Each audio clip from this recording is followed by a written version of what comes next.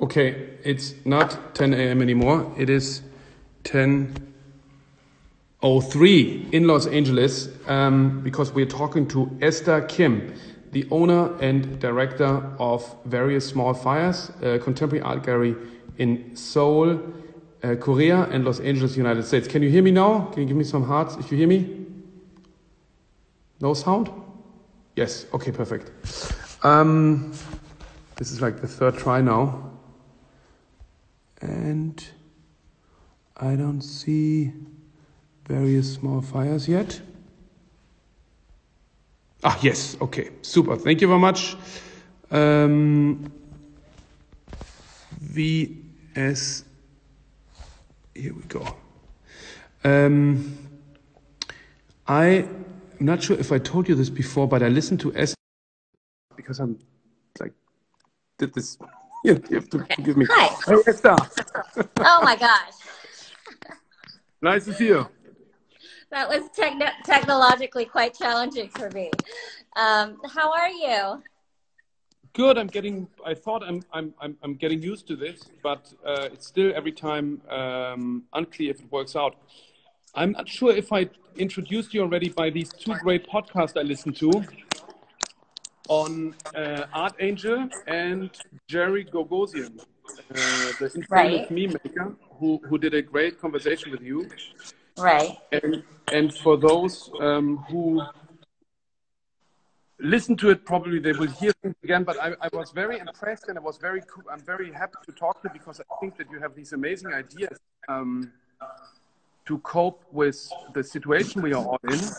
But maybe before, it would be great if you tell us a bit about various small fires and where the name comes from and what you're doing. Okay. So tell me if the connection slows down at all. I hear But you okay. for those of you guys, I'm assuming a lot of you guys are in Europe that are watching your Instagram live. We're based in Los Angeles, and we opened a second space last year in Seoul, South Korea as well. That's more like a satellite space. And so actually it's been a really interesting moment for us. I always knew that it would be such a fascinating project opening a space in Asia, also because I'm Korean American. And so I feel like I always kind of generationally, when I was younger growing up and then kind of starting out in the art world, it was very much Eurocentric. I was working in New York galleries, and I really felt like I was searching for a long time where my place in the art world was. And it kind of dawned on me about 5 years ago when I moved from New York to LA that the new horizon, at least for me, in my generation, was really looking towards Asia and finding out really what kind of bridge I could build kind of based on already the resources that I already had and that I was already given. And so as you guys might know, Seoul, South Korea has done kind of an amazing job in this era to contain the coronavirus. And so we have been fortunate enough to really think of not only what the shutdown means right now for us in LA, but really looking ahead, because Seoul is still open for us, to kind of reimagine a post-coronavirus world for galleries and how we can operate. And we have been fortunate enough, I think, to be able to start experimenting in real time with certain strategies that I think could work, not only just during this era, but can radically change a lot of the ways that we consume and visit gallery spaces for a long time, like for maybe forever, Yeah. And you just said it had an European-centric view, or you mean North American in Europe? You really explicitly mean Europe?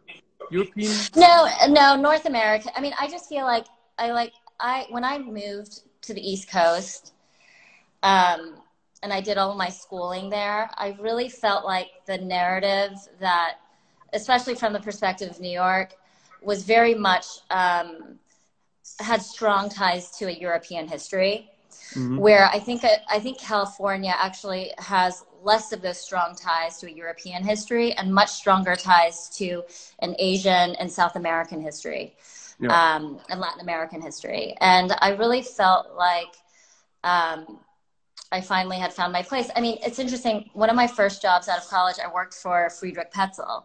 So I thought a lot about, and in the era where he was also doing stuff with Gisela and Capitan, and they had, you know, Capitan Petzel and all of that stuff. So I think it really kind of got me thinking very early on kind of what it meant to create a bridge from one continent to another and create a business platform. You're totally right. It's only since maybe 2 decades, or if at all 2 decades, maybe 1 decade, where we have a more global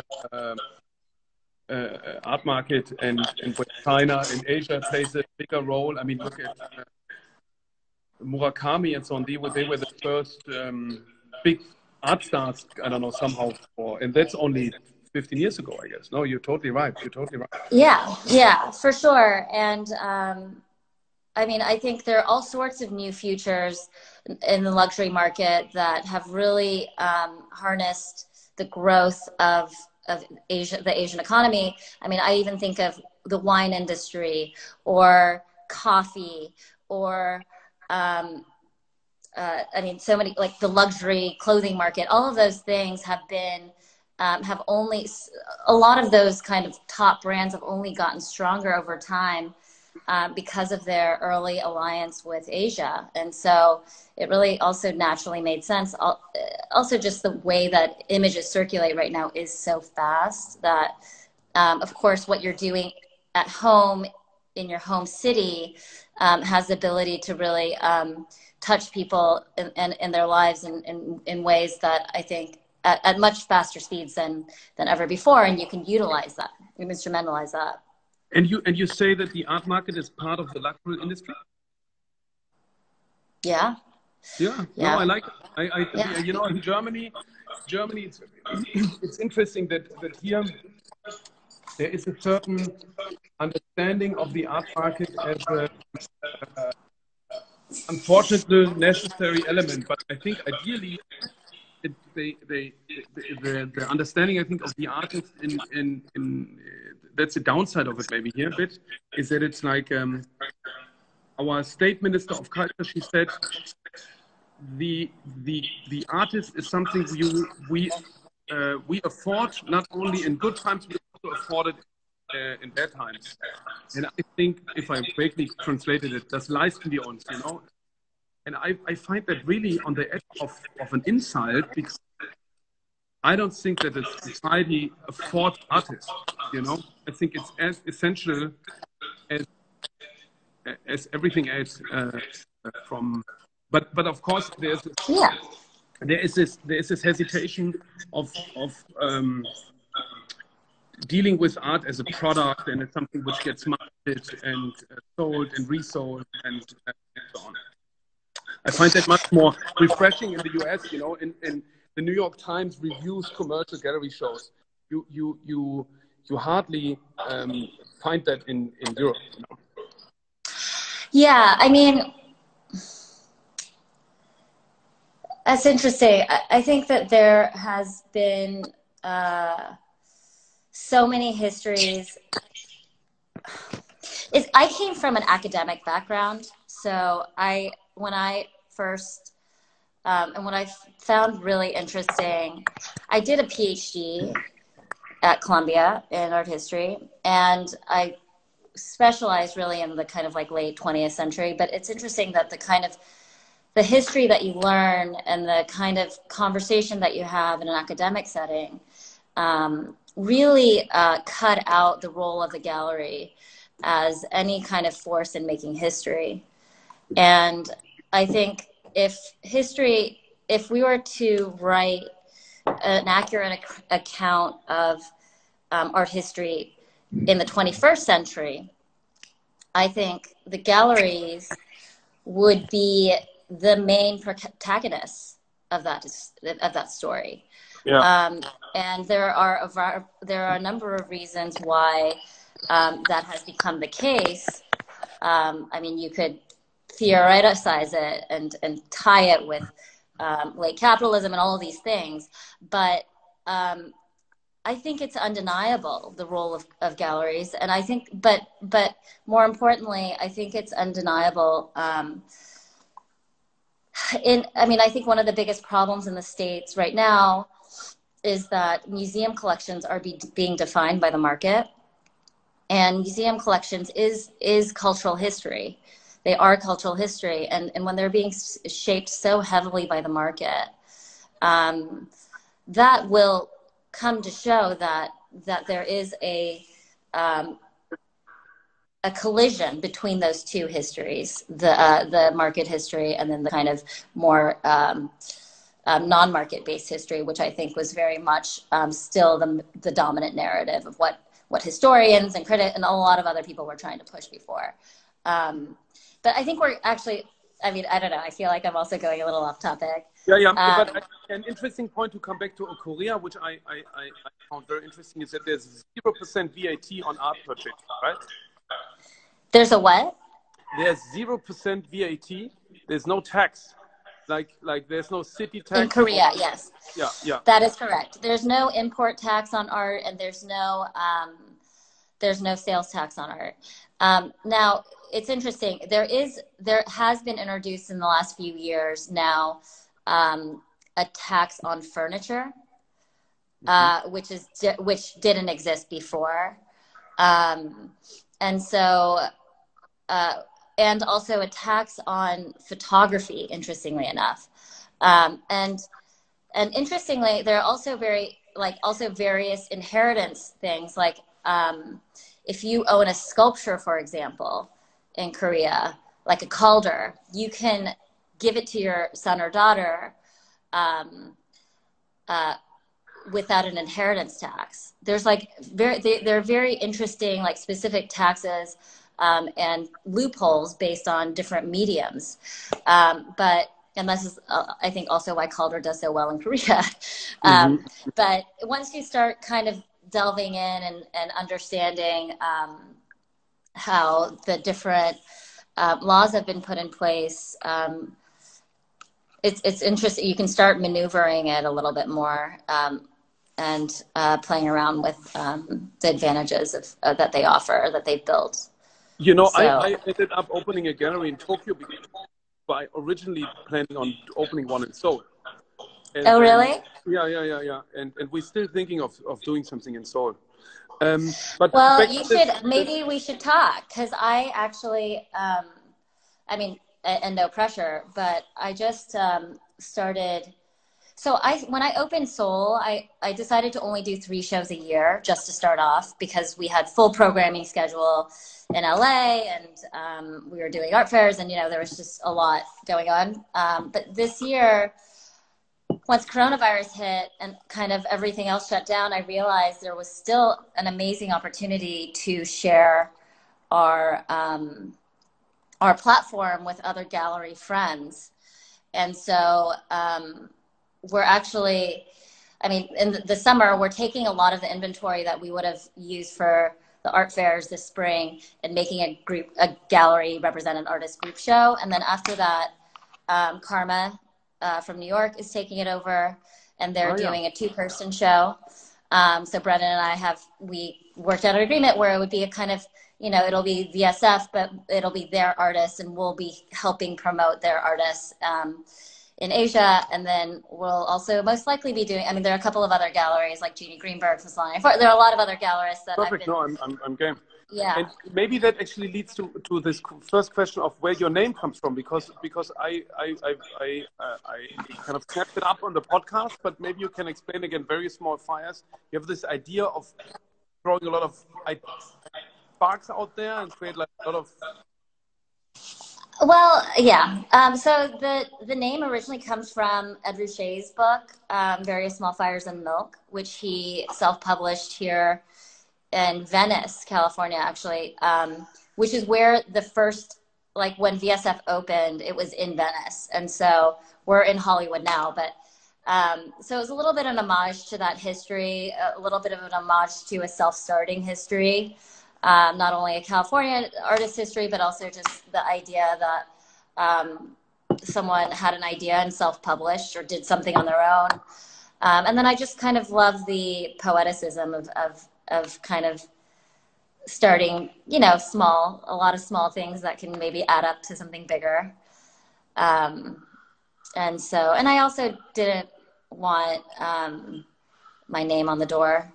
That was just another thing too, because I think when I started the gallery, I didn't really know if I wanted it to be a project space or if I wanted it, you know, I didn't really know the direction that it would ultimately take. But yeah, it's worked out really well. Also because it's enabled so many different, really kind of wonderful people to join the team where we have really shared ownership of everything that we do. So it's worked out just conceptually very well for us. And you had this idea now to have the gallery visited completely contactless, so people can how does it work? There are two things that we are actually I really see as kind of breakthroughs for us, and if other galleries you know want to use the idea, and we would love to share it. And one is we created a online booking system that basically you can go on and it's free and open to the public, and you can book yourself a time slot. Because in theory, people are already used to doing this, right? People are already used to going online and booking the movie slot that you want to watch, or all of that stuff. Yeah. And so we basically use that same concept and created a 30-minute slot where you can go and you're guaranteed to be able to see the show by yourself for 30 minutes without anybody else around. And we created 30 minutes of a buffer before and 30 minutes of buffer after, so that you know you're guaranteed a space where you really truly have it to yourself. And we that's a big basically buffer. Sorry. Yeah, it that's is. A big and buffer, right? It is. And I think it's quite a generous buffer. And because that's the case,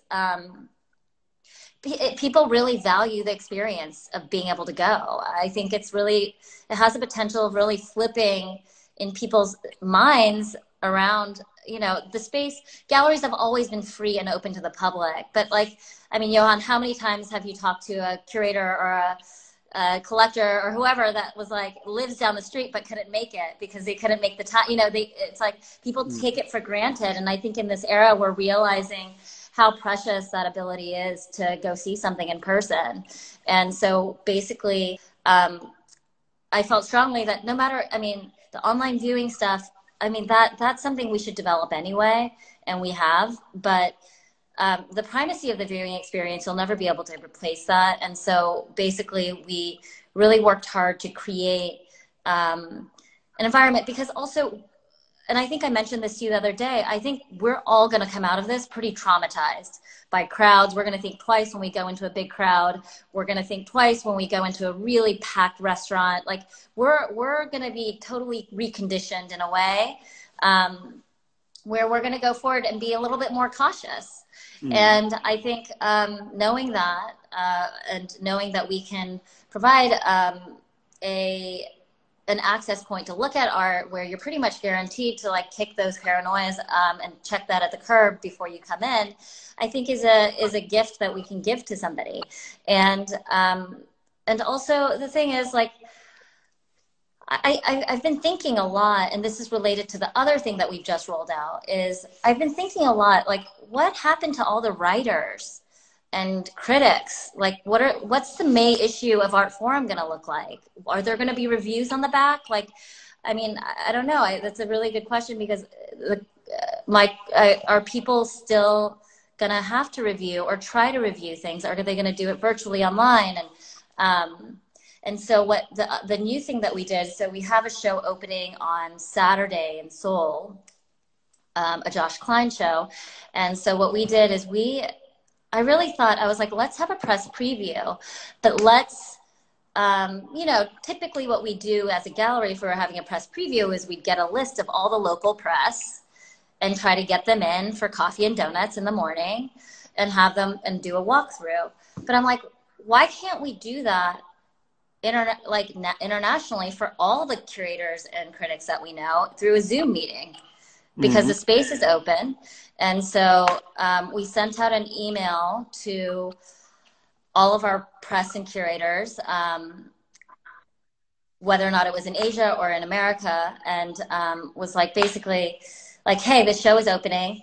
We're going to cap it at 15 people.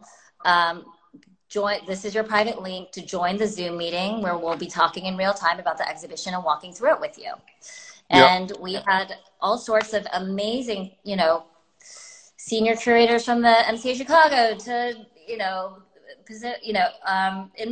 although to Miami, to LA, like everybody sign up and be like, this is so fascinating, because now maybe from here on out, like we don't have to feel like we can't make it to a show. And now, because we're being conditioned in this new era to use things like Zoom, maybe it can be a breakthrough in curbing carbon footprint from the gallery's perspective.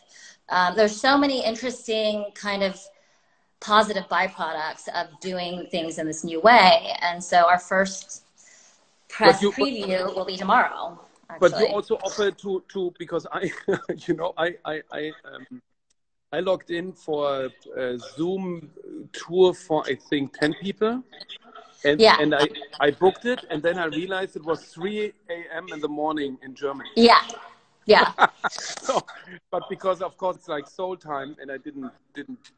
I know, and most people are like, I don't understand. Like, it says 9 a.m. Seoul time. Is the Thursday night? You know, on Friday, is the Thursday night all booked up? And I'm like, no. But isn't it possible that there's a booking system which is, because we're gonna copy that? I mean, that's for sure. We on it already, and I asked Friedrich to research different booking systems. Isn't there one which can display in the local time the person looks? Or is it a specific decision that you want to show the Seoul time because it's happening in Seoul? Well, that's a good question. I mean, we haven't explored, because that's really hard, right? Because like the idea is that we open it up to people in South America in every single time zone. So I think we would have to have some sort of filter system, like at the very beginning, being like, where are you located or something? You know, are you in Europe? Or, you know, there's like a drop down menu. I could imagine that being the case. But also we haven't gone, we're trying to keep it as simple as possible on and you our also end. have to deep into it, right? I mean, this is like how long? 1 week now? 2 weeks? Yeah. And so, but I mean, that's so interesting. That's why I call this conversation series here 10 a.m. series, because our day is over now, but yours just to begin, you know? So it's like this new, funny way of being even more distant, because we're all social distant, and at the same time, it brings us together because we communicate on different ways now. No, we also did this in our London show with Jeremy Shaw. We had a walkthrough, and it was really effective in the sense also that they created a dialogue. And when you go for dinner in some, I have the feeling the art profits from it, because we had a discussion among 4 people. You can't have that discussion in a fancy restaurant with loud music afterwards, you know? So it's also good. I hope these things are going to come back, but the efficiency of a dialogue. And I think, I totally agree with you. And, you know, it's a terrible, like what's happening is terrible on all fronts. But I do think that there are a couple of fast improvements to the way that to the system that we've inherited before this, that were clunky and slow, carbon heavy, all of those things, that I think there's an opportunity to renegotiate all of that and make it actually a little bit more up to speed, not only for our generation and what we stand for, but make it up to speed in line with the technological advancements that have already happened and that have already been integrated into all sorts of other industries that we haven't been able to do yet. So there is this possibility of coming contactless into the gallery, and then there are these possibilities of having single Zoom meetings and group meetings, right? Yeah, tours, yeah. not tours, tours, not meetings. Yeah, tours. And that's how do you that's up to the visitor what they choose. Yeah, so basically it would be the same thing as if you're in a group tour. It'll be led by a docent, which is a gallerist, and everybody will be muted. We'll open it up at the very end for questions. You could actually add your questions to the chat section of Zoom if you'd like in advance, and we can go through and pick and choose the questions that we would like to answer. And basically, if somebody was like, can I take a look at behind that sculpture? Then we'll be like, okay, sure. Like, this comes in via text, right? Huh? This comes in via text? Or this can come in, yeah, we can utilize the chat function on Zoom. There's a chat section, so participants can add their comments in there. We can draw it from there. We could also just open it up for questions, and somebody can raise their hand and we can unmute that person and ask them what they would like to ask.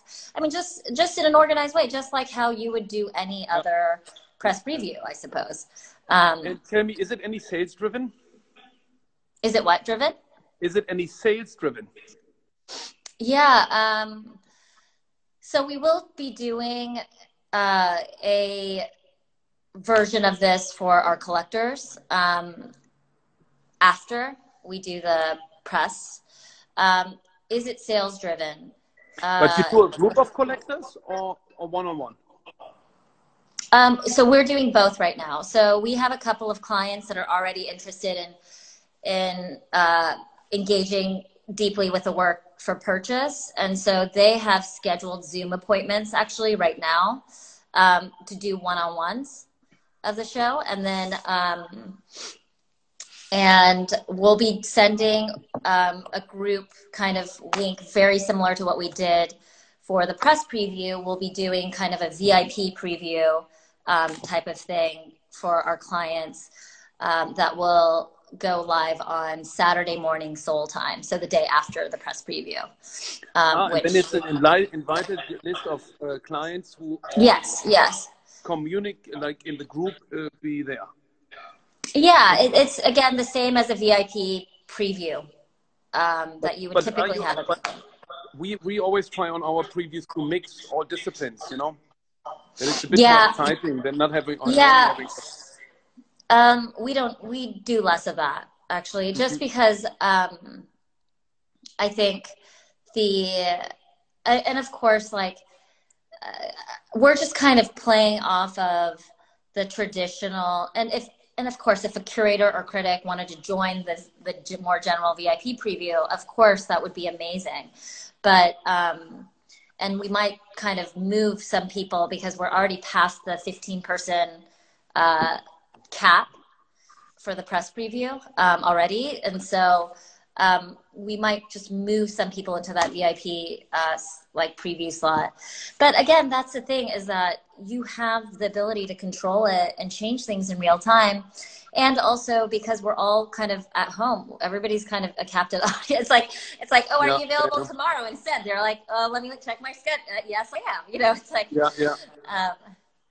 no, I think that's great.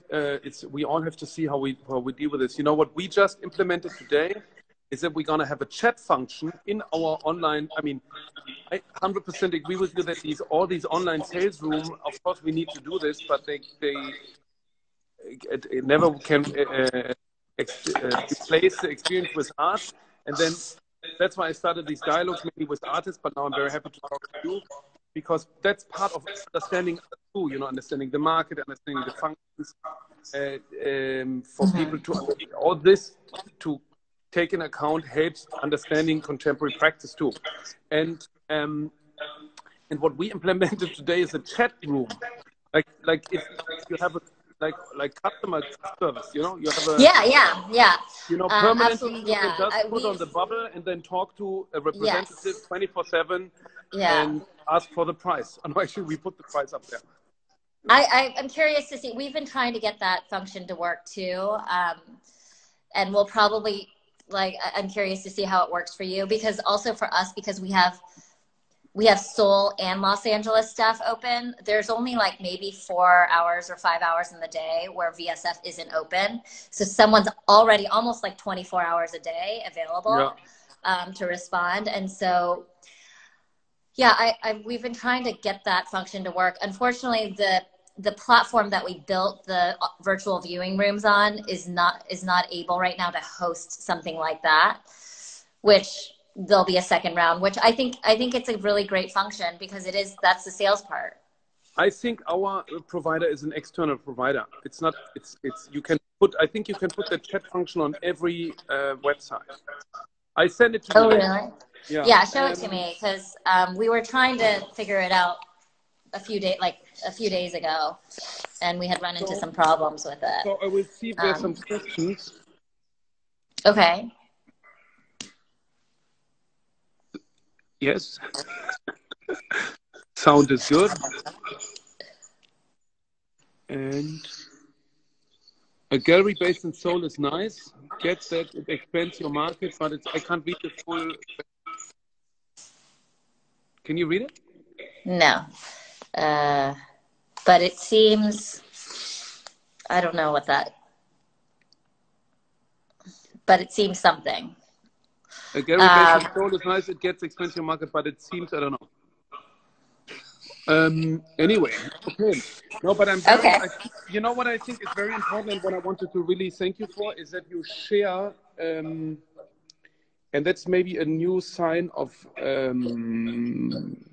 dealer generations, that you share your insights, you know, and listen, I had this afternoon I had a conversation with a collector who's really not known and like widely, and you know, because of this you share contact and people understand what, and of course it's an open invitation for colleagues to reach out to them and offer them stuff, you know, and but I think that's perfectly fine, because everybody is in charge of their own things, and I think our role as art dealers is to worship our artists, work for them, and make them known, and place them in good collections, and to our clients to, I don't know, offer them good services and consult them, and I think the transparency is a good thing, and sharing insights and sharing mistakes and all these things are very important. But as you also know, the traditional art world, I would say, is not really like this, no? Yeah, I know, and I've come up against it so many times, where I think I've been really also not traumatized or hurt, but like always, I think there's a part of me that's a little naive when even other galleries are like, let's do a collaboration, and then you realize it isn't really a collaboration. It's like really a way for them to use you to get more things for themselves. All these things, like I really, and I talk about this with my staff almost every day, about morality, like what the right thing is, like what's generosity, what are things that come back to you, what is like, what is kind of universally good, and how we can move forward and not really fall into what I think is how a lot of people in the business have made their money, is by stealing and hiding, like all that stuff. Those are like things that I have young kids. I don't want to teach my kids those things, and I don't want to live by those things. And so I think that for sure, I mean, and I think that like someone like you, also, you have an endless source of ideas. Like I'm not afraid of my ideas running out. Like I have so many, and I would love to share it with people, and I hope people would share their ideas with me, because I really think that in this new era, like not everybody is going to make it. right? Like, and I think that you can only be stronger by helping each other and surviving it together. And I think that that's really the only way in this next era that will kind of be a part of the survival strategy. And I think that and that's my hope anyway, right? Like I don't want it to go back to the way that people made money or the people define success. Like I think we have to create new definitions of what success is. And did you read Mark Limscher's text? Did he send something out that I don't know? He wrote. He wrote. Where did he write it? He on Art News, and I think on their website. But it's pretty good. He writes about his experience of having Corona. And he was infected with Corona. But read it. I find it quite. I found it very inspiring. Quite, very honest. I'll read it. And it's very honest. Yeah, I'll definitely read it.